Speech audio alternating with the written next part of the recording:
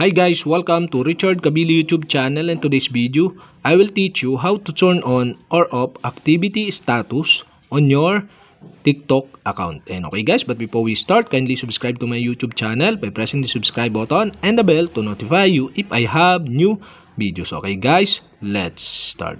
So okay guys, the first things you can do is go to your TikTok application.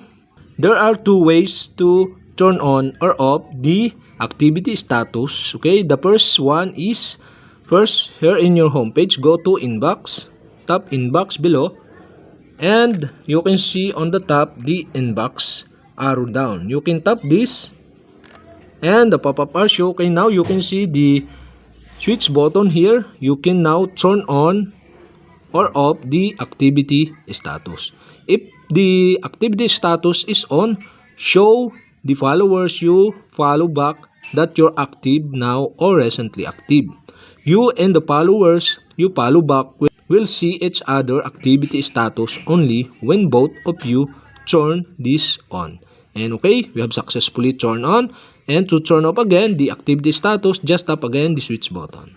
And that's it. The first one to turn on or off the activity status. And the second one is go to your profile on the lower right side on your screen. Okay, you can tap this, and here in your profile on the upper right side on your screen, tap the three line or the hamburger menu, and the pop-up below are show. And now you can see below the pop-up, and you can see the settings in privacy. Okay, you can tap this.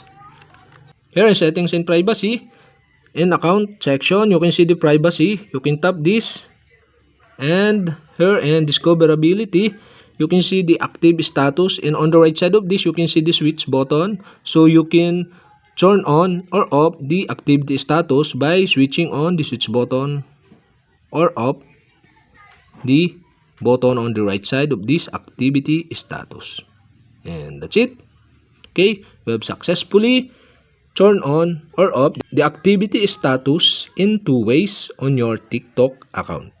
And okay guys, if you have a question, kindly comment below, and don't forget to hit the subscribe button and the bell to notify you if I have new videos. Okay guys, thank you for watching.